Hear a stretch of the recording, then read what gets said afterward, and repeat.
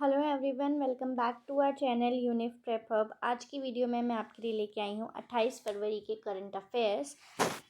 इस current affairs से पहले मैं आपको बता दूं कि हम Jamia BA honours entrance exam के लिए आपकी तैयारी करवा रहे हैं, जिसमें हमारे लाइव स्ट्रीमिंग सेशंस आपके एंट्रेंस एग्ज़ाम के सिलेबस के टॉपिक्स के अकॉर्डिंग चल रहे हैं और हमारे करंट अफेयर्स भी उसी अकॉर्डिंग ही चल रहे हैं। इसी के साथ हमने आपको बताया कि हम एक नोट्स प्रोवाइड कराएंगे आपको, जो कि JMI BA ऑनर्स के लिए हैं स्पेसिफिकली, और AMU BA ऑनर्स के लिए भी हैं, क्योंकि BA ऑनर्स का सिलेबस दोनों यूनिवर्सिटीज़ में सेम है। इसके लिए आपको पे करने होंगे ओनली 399 रुपीज़। आप ये पेटीएम यूज़ कर सकते हैं, ये नंबर यूज़ कर सकते हैं। इसके अलावा आपको इस नंबर पे व्हाट्सएप भी कर सकते हैं, और स्क्रीनशॉट आपको भेजना होगा अगर आप डायरेक्ट पेमेंट कर रहे हैं तो। चलिए अब बढ़ते हैं हमारी आज की न्यूज़ की तरफ।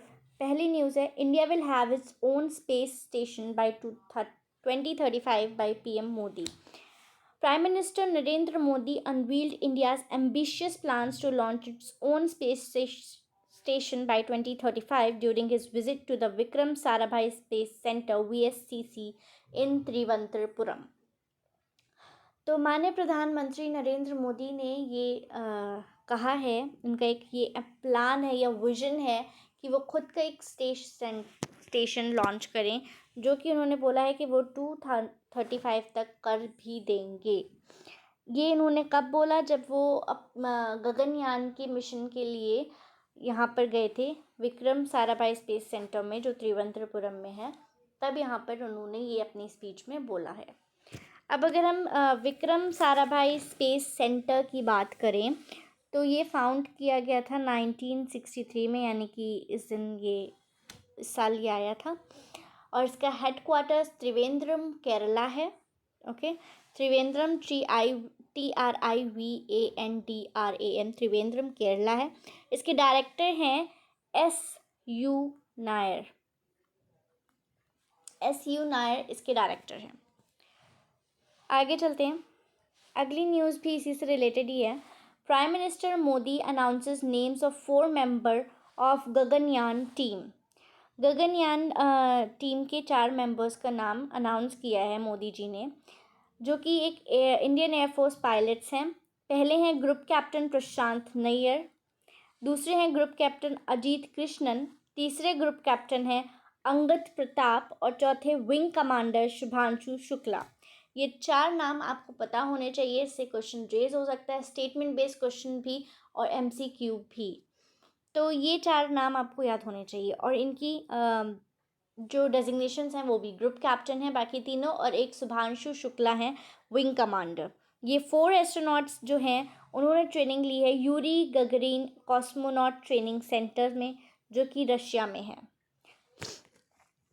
इसके अलावा जो लॉन्च व्हीकल है वो है LVM-3 rocket. The well proven and reliable heavy lift launcher of ISRO is identified as the launch vehicle of Gaganyaan mission.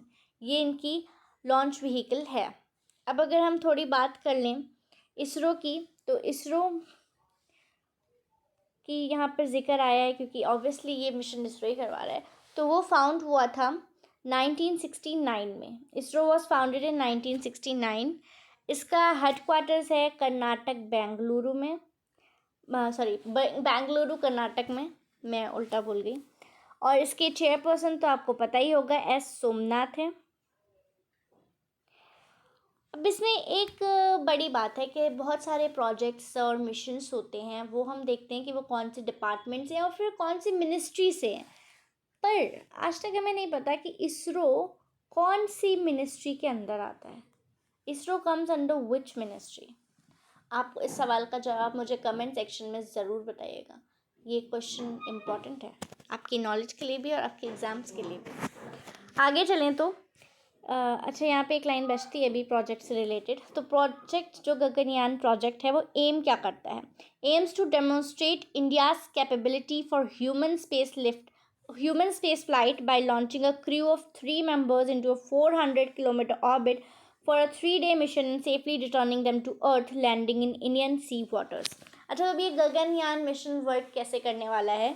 ये एक ह्यूमन स्पेस फ्लाइट की तरह जाएगा, जो हमारे अर्थ के 400 किलोमीटर ऑर्बिट में ही रहेगी। ये 3 मेंबर्स की क्रू जा रही है। ये मिशन 3 दिन के लिए होगा और फिर उसके बाद ये लैंड करेंगे हमारे सी वाटर्स में सेफली। अब आगे बढ़ते हैं। देखिए यहाँ पे आया है एक नया कुछ। SJVN commissions its 100 megawatts Raghanesda solar power station in Gujarat. SJVN कुछ नया नहीं है, लेकिन ये न्यूज़ नहीं है कि इन्होंने 100 मेगावाट्स का Raghanesda solar power station Gujarat में चालू कर दिया है। SJVN limited has commission its 100 megawatt Raghanesda solar power station located in district Banaskantha Gujarat में है ये। The milestone marks the commission of SJVN second solar project this month. SJVN का ये सेकेंड सोलर प्रोजेक्ट था। अब देखिए यहाँ पे ये लाइन इंपॉर्टेंट बनती है। ये बात आपसे एज अ MCQ भी पूछी जा सकती है या एज अ स्टेटमेंट बेस भी पूछी जा सकती है। या तो पहला स्टेटमेंट दे दें या दूसरा स्टेटमेंट दे दें, कोई भी स्टेटमेंट दे सकते हैं। तो SJVN का ये सेकेंड सोलर प्रोजेक्ट था। पहला कौन सा इस महीने का प्रोजेक्ट था जो उन्होंने शुरू किया है, वो था 50 मेगावाट्स का गुजराई solar power station Uttar Pradesh में, जिसका कमीशन किया है इन्होंने February 23, 2024 को। यानी कि 28 को एक कमीशन हुआ है, एक कमीशन 23 को हुआ है। तो लास्ट ऑफ Feb में ही इनके 2 कमीशंस हुए हैं SJVN के। अब SJVN क्या है? SJVN है, इसका फुल फॉर्म बनता है सतलुज जल विद्युत निगम। ओके, ये फाउंड किया गया था 1988 में। इसका हेडक्वार्टर्स है शिमला, हिमाचल प्रदेश। ओके, आगे देखते हैं इसके बारे में। The project will generate 252 million units of energy in the first year. तो एक साल में ये पहले साल में अपने 252 मिलियन यूनिट्स की एनर्जी बनाएगा। World cumulative energy generation over a period of 25 years is estimated to be 5805 million units.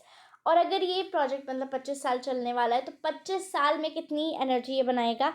5805 million unit ये एनर्जी बनाएगा। Under long-term power purchase agreement signed, the power generated by the station will be supplied to Gujarat Urja Vikas Nigam Limited GUVNL for 25 years. अब अगर हम long time power purchase की बात करें तो एक एग्रीमेंट ऑलरेडी साइन हो चुका है कि ये जो एनर्जी है वो अगले 25 साल तक गुजरात ऊर्जा विकास निगम लिमिटेड GUVNL को दी जाएगी। Moving on to the next. Government declares Jamaat-e-Islami Jammu Kashmir as an unlawful association for a further period of 5 years. ये कोई एसोसिएशन है जो कि श्रीनगर में है, ठीक है। तो उसको गवर्नमेंट ने डिक्लेयर कर दिया है एक अनलॉफुल एसोसिएशन, और मतलब बैन कर दिया है 5 years के लिए, अनलॉफुल बोल के। Government of India has declared Jamaat-e-Islami Jammu Kashmir as unlawful association for a further period of 5 years under section 3(1) of the Unlawful Activities Prevention Act 1967।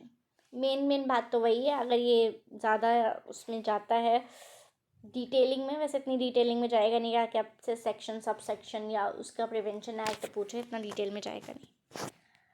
Moving on to the next. President Droupadi Murmu ने कुछ किया है।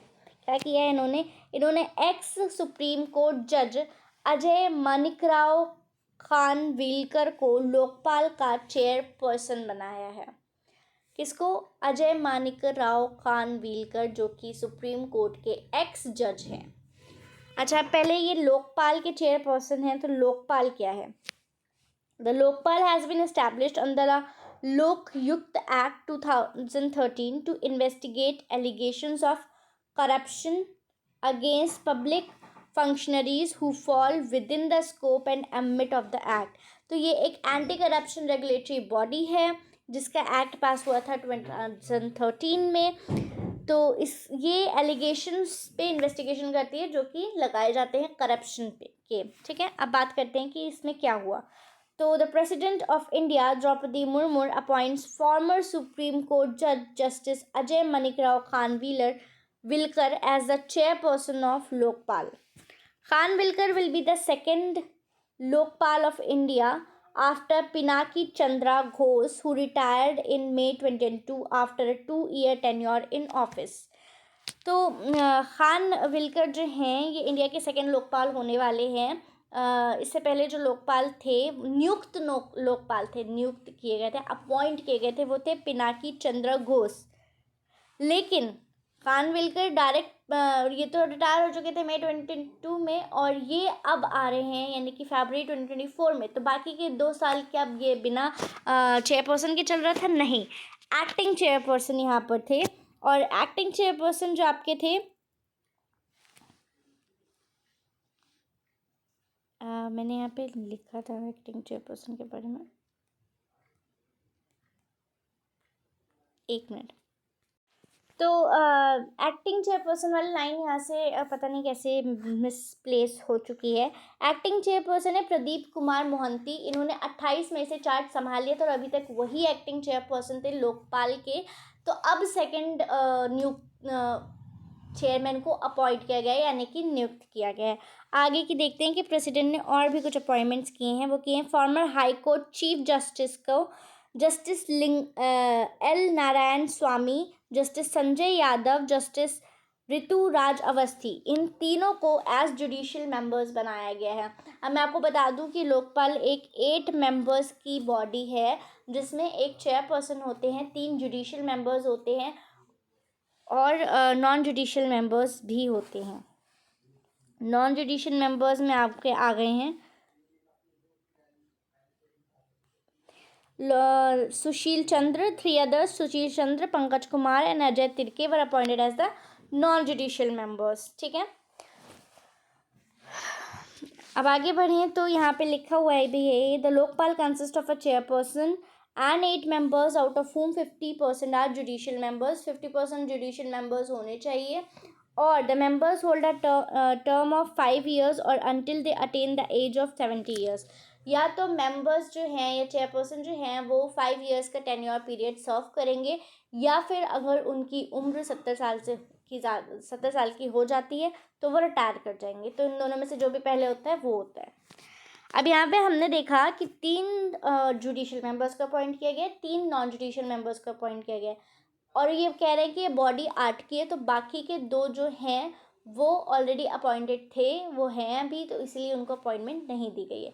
चेयरपर्सन के बाद ये बॉडी 8 लोगों की है, ऐसा यहाँ पे लिखा है, consist of a chairperson and 8 members. चलिए अब आगे बढ़ते हैं, पेटीएम पे आते हैं. Paytm founder and CEO Vijay Shekhar Sharma steps down from Paytm payments bank board. Paytm payments bank का जो 28 फरवरी तक लास्ट डेट था वो 15 मार्च तक हो चुका है, एक्सटेंड हो गया है. 28 फरवरी था या 29 फरवरी था, दोनों में से कुछ एक ही था. तो Paytm founder and CEO Vijay Shekhar Sharma ने, जो नॉमिनी हैं 197 कम्युनिकेशंस लिमिटेड के OCL के, इन्होंने पेटीएम पेमेंट्स बैंक से रिज़ाइन कर दिया है as a board member and chairman. यहाँ पे है. अब देखिए ये इन्हीं की कंपनी है 197 कम्युनिकेशंस लिमिटेड, जो नॉमिनी थी. ठीक है, तो 197 communications which held 49% in payments bank has withdrawn it's nominee, and Sharma who also owned 51% in the payments bank in his personal capacity. तो दोनों तरफ से इन्होंने उसको नॉमिनी को हटा लिया है. ठीक है, पेटीएम पेमेंट्स बैंक से. अब देखिए यहाँ पे 49% इन्होंने अपनी कंपनी की तरफ से नॉमिनी ली हुई थी और 51% इन्होंने पर्सनल नॉमिनी ली हुई थी. तो दोनों तरफ से यही थे, सीईओ यही थे, एक्टिंग पर्सन यही सब कुछ थे. तो अब इन्होंने दोनों साइड से उसको विदड्रॉ कर लिया है एज अ नॉमिनी भी एंड फ्रॉम पर्सनल कैपेसिटी भी. तो अब ये पेटीएम के founder CEO Vijay Shekhar Sharma Paytm payments bank के चेयरमैन और बोर्ड मेंबर नहीं है. आगे चलते हैं. Palestine prime minister Shtayyeh resigns, Shtayyeh तो नहीं होगा, स्टाई होगा, स्टाई रिजाइंस.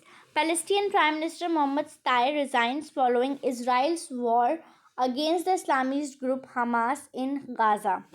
गाज़ा में जो भी वॉर चल रही है उसकी वजह से इन्होंने रिज़ाइन कर दिया है. So far almost 30,000 Palestinians have been killed in the Gaza fighting according to Palestine health authorities. ये पैलेस्टीन हेल्थ अथॉरिटीज़ का कहना है कि 30,000 पैलेस्टीन से भी ज़्यादा किल्ड कर चुके हैं, यानी कि अपनी जान गंवा चुके हैं इस फाइट में, इस वॉर में. बट ये नंबर्स अभी पूरे प्रॉपर नहीं हैं. जो एक्चुअल नंबर्स मुझे लगता है आएंगे वो उससे ज़्यादा भयंकर हो सकते हैं. ये अभी उस सिचुएशन में है जहाँ पे ऑलरेडी वॉर चल रही है, जहाँ वो और कुछ कर नहीं पा रहे हैं ज़्यादा. सो उसमें ये अंदाज़ा लगाया गया है कि ये 30,000 है, ऑलमोस्ट 30,000 है. And almost the entire population has been driven from their homes. कोई वहाँ पर अभी रह नहीं रहा है, कोई भी नहीं, क्योंकि अटैक्स कंटिन्यूड हैं. आगे चलते हैं.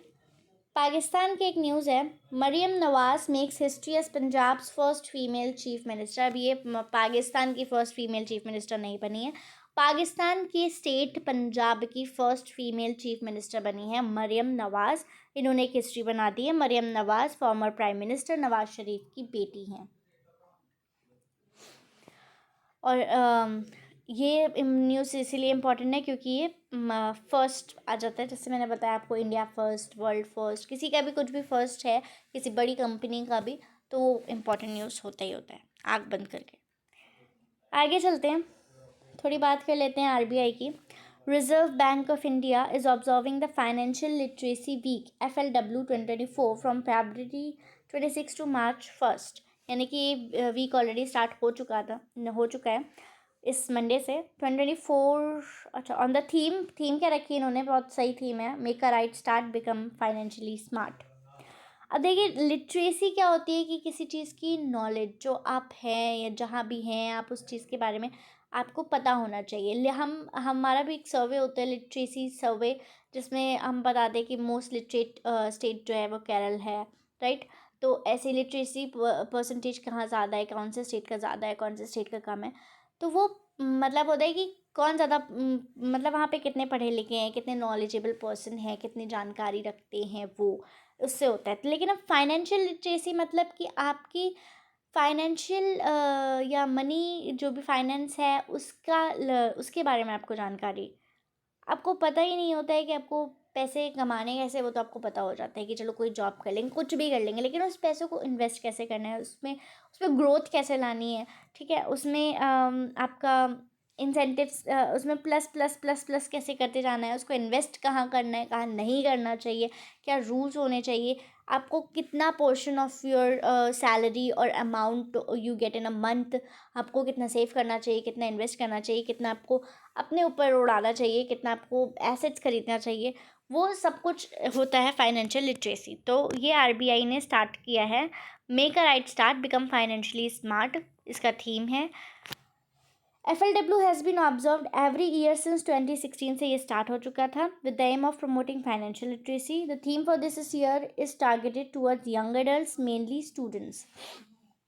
इस बार की जो थीम है उसमें उन्होंने टारगेट किया यंग एडल्ट्स को और मेनली स्टूडेंट्स को. स्टूडेंट्स वो जो पीजी पोस्ट ग्रेजुएट स्टूडेंट्स हैं उनको टारगेट किया है. आगे चलते हैं. लास्ट न्यूज़ है. Reliance foundation launches animal rescue and rehabilitation initiative. Reliance Foundation announced an innovative animal rescue, conservation and rehabilitation initiative in Gujarat Jamnagar. Gujarat के जामनगर में इन्होंने किया है.